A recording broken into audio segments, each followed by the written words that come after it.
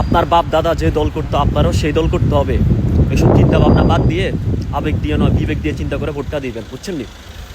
বাপ দাদা কোন দল করতো, বাপ দাদার আমলে কে কে ক্ষমতায় আসছিল, জিয়াউর রহমান আসছিল, শেখ মুজিবুর আসছিল, এখন তো তারা নাই, বুঝুন না? হেতা করে আবেগে রাখি যদি আবার যদি ওইসব দলে যদি ভোট দেন তাহলে আমি কমু যে আবেগে পড়ি ভোটটা দিছেন। আল্লাহ আপনারও ব্রেন দিছে, ঠিক আছে নি, বিবেক দিছে। সো আবেগ দিয়ে নয় বিবেক দিয়ে চিন্তা করি ন্যায় ও ইনসাফের পক্ষে কি ভোটটা দিবেন, ঠিক আছে নি?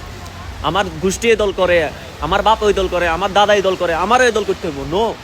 আল্লাহ আপনারও ব্রেন দিছে। হেতারা এই দল করে কারণ হেতারা হিসম ধরি দেখি আসছে কি একরকম, বা হেতাকে সময় নেতা আসলে একজন, আপনার সময় গেছে নেতা আরেকজন, ঠিক আছে নি?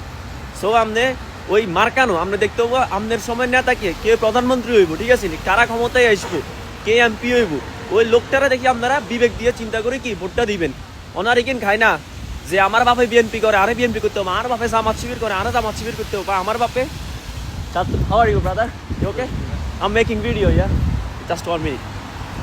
যাই হোক, এখন ওই দিন আর নাই যে আপনার কে করে কোন দল, মানে ওইটা চিন্তা করি ভোট দিবেন। ভোটটা দিবেন ন্যায় ইনসাফের পক্ষে, নিজের বিবেকটা চিন্তা করি কারে ভোট দিতেছেন, সেই লোকটা কি সৎ নাকি, সেই লোকটা কি আসলেই জনগণের জন্য কাজ করবে নাকি, এই জিনিসটা মাথায় রাখি, এরপরে কি ভোটটা দিবেন, বুঝছেন নি?